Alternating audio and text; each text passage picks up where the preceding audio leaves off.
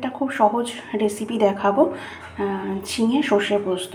আর যেমন তাড়াতাড়ি হয় তেমনি খেতে ভালো হয়। প্রথমে ঝিঙেটাকে কেটে ধুয়ে জল ঝরিয়ে নিয়েছি, আর সাথে একটু কালো জিরে নিয়ে নিয়েছি। আড়াই চামচ পোস্ত আর 1 চামচ সর্ষে। এটাকে ফার্স্টে শুকনো গুঁড়ো করে নেব। এবার এটা গুঁড়ো করা হয়ে গেছে। এবার এর মধ্যে দিয়ে দেবো 4টে লঙ্কা। লঙ্কাটা ঝাল বুঝে দিতে হবে, আর একটু জল।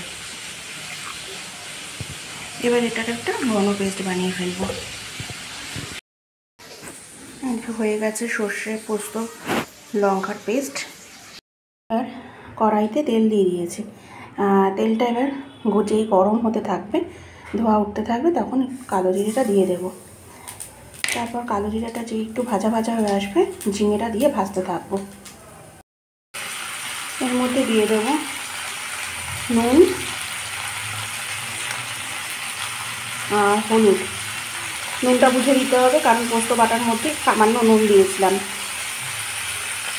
এবার এটাকে পুরো ভেজে ফেলবো। ভাজার পর না এটা অনেকটা কমে যাবে, নরম হয়ে কমে যাবে, ছোটো হয়ে আসবে। এটা ভাজার সময় দেখতে পাচ্ছি জল বেরিয়েছে, সেজন্য আমি এখন এটাকে ঢাকা দিয়ে দেবো। জলটা যদি না বেরোতো তাহলে আমি ঢাকা দিতাম না, ভেজে ফেলতে পারতাম। কিন্তু যেহেতু এটাতে জল বেরিয়ে গেছে, তাই আমি একটু ঢাকা দিয়ে কিছুক্ষণের জন্য রাখবো। এবার ঢাকা তুলে দেব। ঢাকা তুলে দেখছি অনেকটা জল বেরিয়েছে ঝিঙে থেকে। এর মধ্যেই একটু অল্প সিদ্ধ হয়েছে, এর মধ্যেই ওই সর্ষে পোস্তর পেস্টটা দিয়ে দেব। তারপর একসাথে আবার সিদ্ধ করতে দেব। মিক্সিতে সামান্য জল দিয়ে এর মধ্যে দিয়ে দিয়েছি। এবার এটাকে একটু নাড়াবো, নাড়িয়ে আবার ঢাকা দিয়ে দেব। পুরো জিনিসটা ঘন ঘন মাখা মাখা হবে।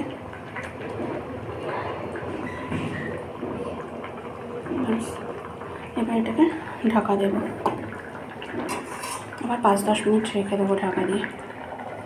আর এর মধ্যে একটু সামান্য চিনি দিয়ে দেবে।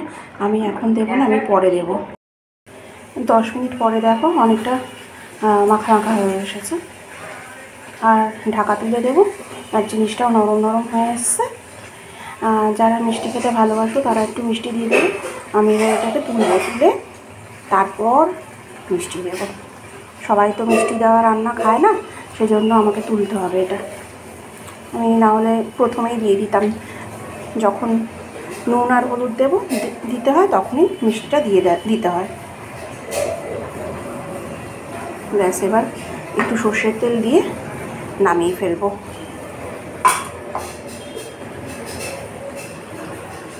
উপর দিয়ে একটু সর্ষের তেল ছিটিয়ে দেবো।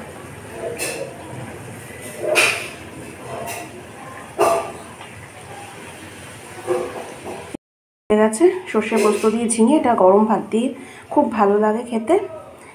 একবার ট্রাই করো, দারুণ লাগে।